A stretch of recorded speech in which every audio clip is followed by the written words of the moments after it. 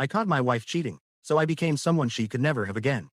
I didn't find out my wife was cheating from a message. I found out because she called me by his name. And that was the moment my entire life changed. My name is Daniel. I'm 32, living in Austin, Texas. And up until 6 months ago, I thought I had a perfect life. Good job in IT. Nice apartment. A wife I trusted. Her name was Emily. We'd been married for 4 years. No kids yet, but we talked about it all the time. Weekend brunches, Netflix nights, random late-night drives.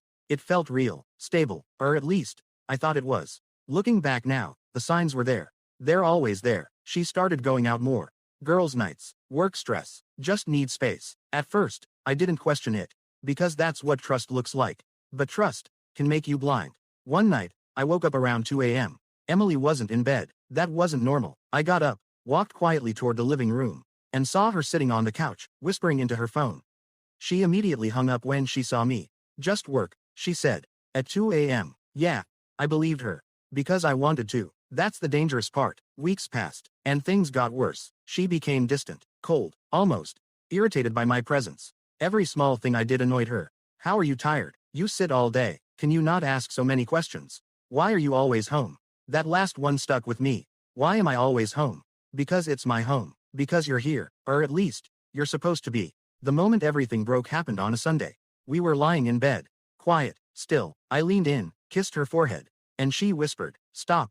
Jason, Jason, not Daniel, Jason." I froze. She didn't even realize what she said at first. But I did, and in that 1 second, everything clicked. The late nights, the distance, the attitude. There was someone else. I didn't scream. I didn't confront her. Not yet. Instead, I said nothing, and pretended I didn't notice. Because I needed to be sure. And honestly, a part of me wasn't ready to hear the truth.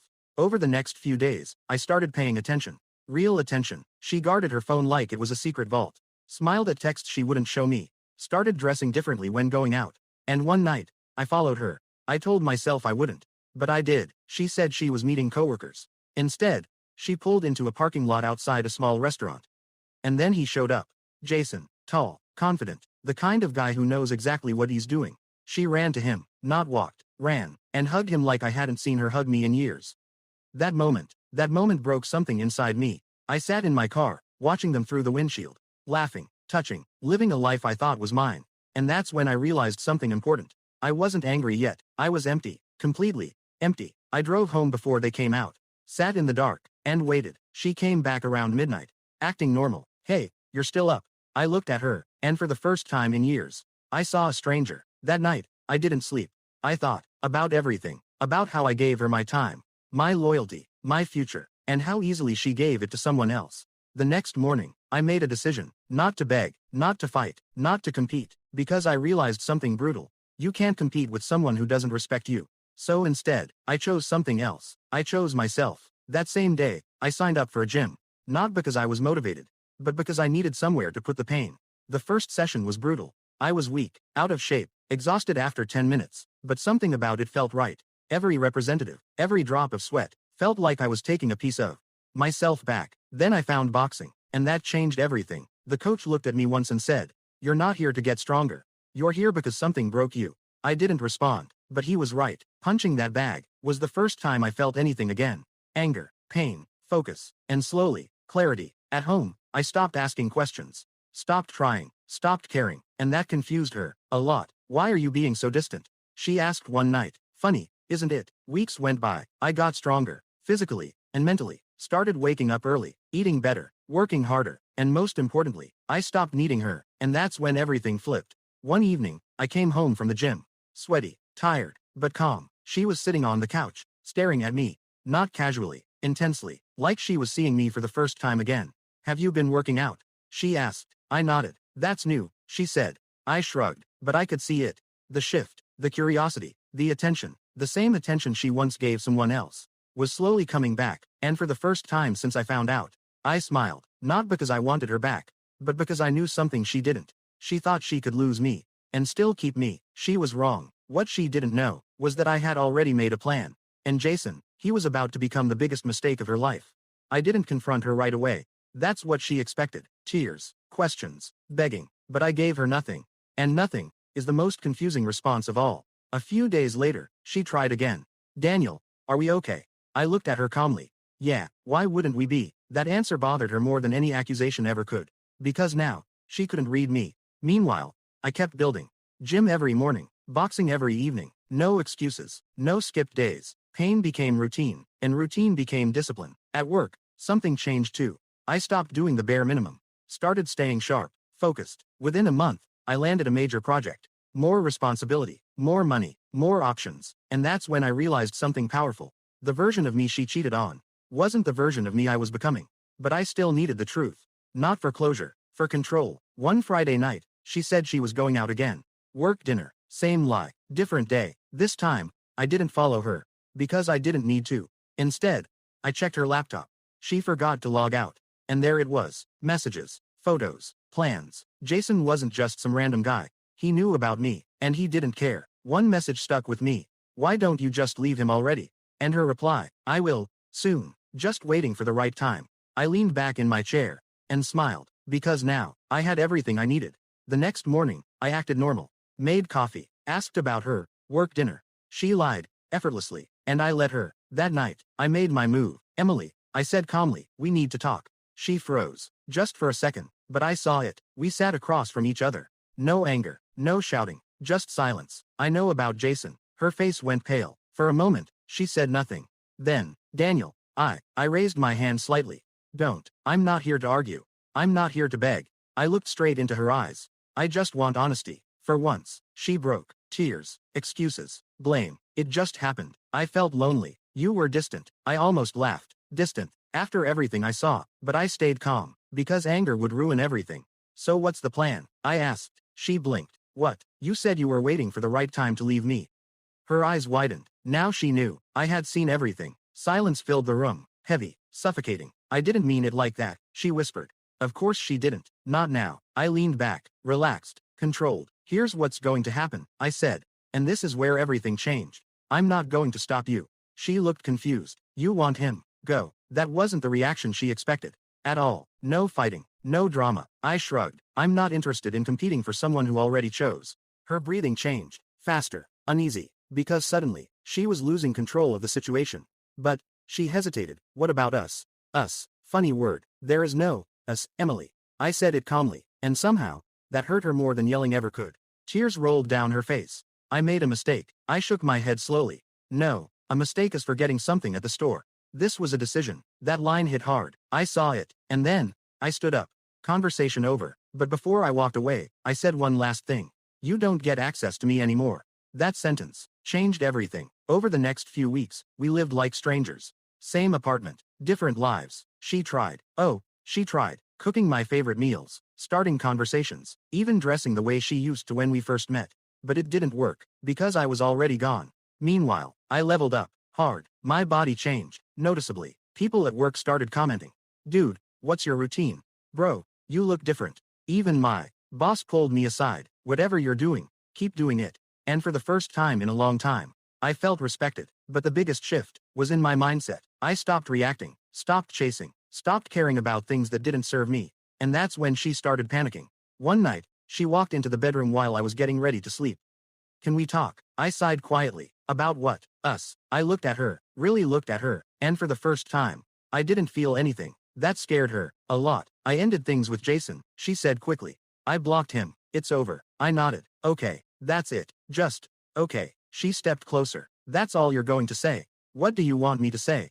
That you care. I paused, then answered honestly. I used to. That sentence broke her. She started crying, begging now. The same person who was planning to leave me was now scared of losing me. And in that moment, I understood something powerful. People don't value you when you're available. They value you when they realize they can lose you. But here's the thing. I didn't want her back. Not anymore. I had outgrown the version of me that needed her. And she could feel it every day. But what Emily didn't know was that I wasn't done yet. Not even close. Because walking away was just step one. I was about to rebuild my life in a way that would make her regret everything. And Jason, he still had no idea what was coming for him. By the time Emily said she ended things with Jason, I was already 10 steps ahead. Because while she was busy trying to fix what she broke, I was building something better. A better life. Without her, my days became structured. Wake up at 5 a.m. Cold shower. Gym. Work. Boxing. Sleep. Repeat. No distractions. No emotions. Just progress. And progress is addictive. Within 2 months, I wasn't the same man anymore. Physically, lean, sharp, noticeable, mentally, unshakable. But the biggest change was how people treated me. At work, I wasn't invisible anymore. I was respected, listened to, even admired. And that's when she walked into my life. Her name was Rachel. She was new to the company. Confident, direct, smart, the kind of woman who didn't chase attention, but naturally got it. Our first conversation was simple. She asked me for help on a project. I gave it. No small talk, no flirting, just calm. And that's exactly what caught her attention. A few days later, she came back. Not for help, just to talk. You're different, she said. I raised an eyebrow. From what? From every other guy here. I shrugged. Maybe I just mind my business. She smiled. Or maybe, you've been through something. I didn't answer, but she already knew. Rachel wasn't like Emily. She didn't play games, didn't need validation, didn't chase drama. And for the first time in months, I felt something new. Not attachment, not need, just curiosity. Meanwhile, at home, things were falling apart. For Emily, she noticed everything. The way I dressed, the way I carried myself, the way I stopped reacting. But what hit her the hardest was my silence. No arguments, no questions, no emotions, just distance. One evening, I came home late from boxing. Rachel had joined me that day, not to train, just to watch. We grabbed a protein shake after, talked, laughed, simple, peaceful, something I hadn't felt in a long time. When I walked into the apartment, Emily was waiting. Where were you? I dropped my keys on the table. Out. With who? I looked at her for a second, then gave a small smile. Does it matter? That answer hit her like a truck. Because now, she was in my position. Uncertain, anxious, overthinking. I saw your phone, she said suddenly. I paused. You're talking to someone. I didn't deny it, didn't explain. Yeah, her eyes filled instantly. So that's it. You just replace me. I almost laughed. Replace you. I stepped closer. You replaced me first. Silence. Heavy. Unavoidable. I said I was sorry, she whispered. And I said I'm done. That was it. No anger. Just truth. And truth cuts deeper than anything else. Over the next few weeks, things escalated. Rachel and I got closer. Slowly. Naturally. No games. No pressure. She respected my space. And that made me respect her more. At work, people started noticing the energy between us. And of course, so did Emily. She began checking my schedule, asking questions, trying to, coincidentally, be around me more. But it was too late. Because I had already shifted from reactive to in control. And then, everything reached a turning point. One night, I got a message from an unknown number. Hey, this is Jason. I stared at the screen and smiled. Finally, I think we should talk. Of course he did, because now, he was the one confused. Emily had pulled away from him, blocked him, cut him off, and now, he wanted answers. I replied with one word. Sure. We agreed to meet the next evening at a bar downtown, not to fight, not to argue, but to settle something. When I got there, he was already waiting. Same guy, confident posture, calm expression, but I could see it. Uncertainty. I sat down across from him. For a few seconds, we just looked at each other. Two men, connected by the same betrayal. You're Daniel, he said. I nodded. He exhaled. Didn't think you'd actually show up. I leaned back. Why wouldn't I? He hesitated, then said it. I didn't know she was still with you at first. Lie. I had seen the messages. But I didn't call him out. Not yet. And after, I asked. He looked down, then back at me. I didn't think you'd matter. That line would have destroyed me a few months ago. But now, it did nothing, because I already knew something he didn't. You can have her, I said calmly. He blinked. What? I'm not here to fight you. I shrugged. She's all yours. Confusion. Immediate. That's not why I cut him off. Let me make this simple. I leaned forward slightly, voice steady. If she can cheat with you. I paused. She can cheat on you. Silence. That sentence landed perfectly, because now, the doubt was planted, and doubt grows fast. I stood up. Conversation over. But before I walked away, I added one last thing. You didn't win anything. And then I left. That night, everything started collapsing for them. Because while they were losing each other, I was gaining everything. And Emily, she was about to realize that losing me was the biggest mistake of her life. After that night with Jason, I didn't hear from him again. Not a single message, but I didn't need to. Because I already knew what would happen. Doubt had been planted, and once doubt enters a relationship like that, it doesn't leave, it grows, quietly, constantly. Meanwhile, Emily was unraveling. It started small, more questions, more attempts to talk, more accidental touches. But I stayed the same, calm, distant, unavailable, and that's what broke her. One night, she walked into the living room while I was working on my laptop. Are you seeing her? Straight to the point. I didn't look up. Yeah, silence. You moved on that fast. I closed the laptop slowly. Looked at her. No, I said calmly. I moved on the moment you chose someone else. That line hit harder than anything before. She sat down across from me, tears already forming. I messed up. I know that. I said nothing, but we can fix this. That word again. We. I shook my head. There is no we, Emily. Her voice cracked. You don't mean that. I leaned forward slightly. I do. And for the first time, she realized this wasn't temporary. This wasn't a phase. She had actually lost me. And that's when the panic turned into desperation. Over the next few days, she tried everything, cooking my favorite meals again, wearing the clothes I used to compliment, even leaving little notes around the apartment. Miss us. We can start over. I still love you. Old me would have folded instantly, but that version of me was gone, because I finally understood something. Love without respect is just attachment, and I was done being someone's backup option.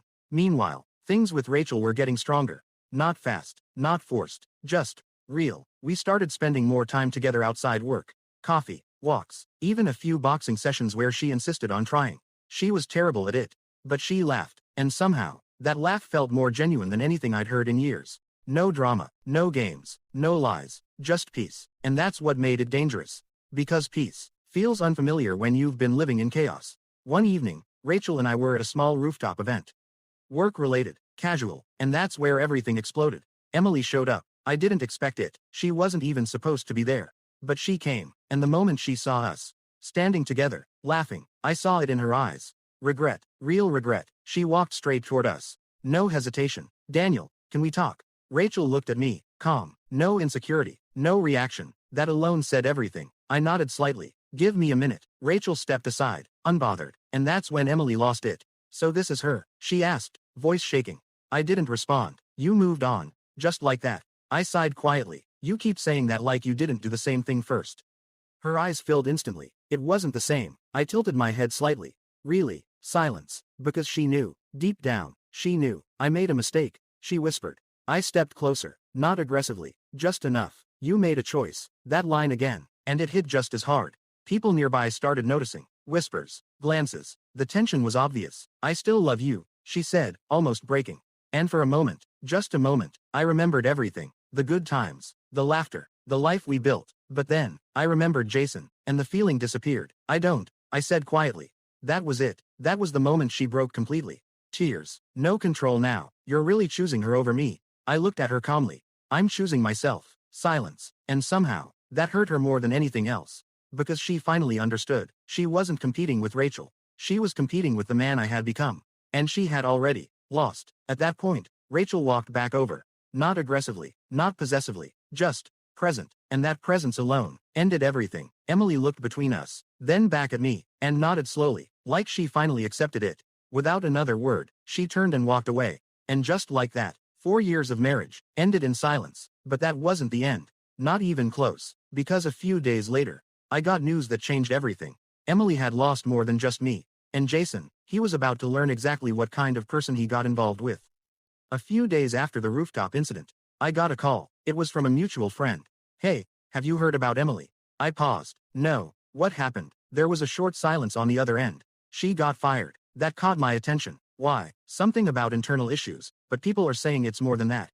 I didn't react immediately, but something told me this wasn't random. Later that day, I found out the full story. Emily and Jason didn't just have an affair. They got sloppy. Work emails, private messages, meetups during office hours. Someone reported it. HR got involved. And when companies get involved, they don't care about emotions, only consequences. Jason, he wasn't spared either. But here's the twist. He didn't stand by her. The same guy who told her, why don't you just leave him already? Left her, immediately, denied everything, distanced himself, saved his own career. And just like that, the fantasy collapsed. Because what they had was never real. It was built on lies. And lies don't survive pressure. A week later, I saw her again. Not planned, not expected. She was sitting outside a small coffee shop.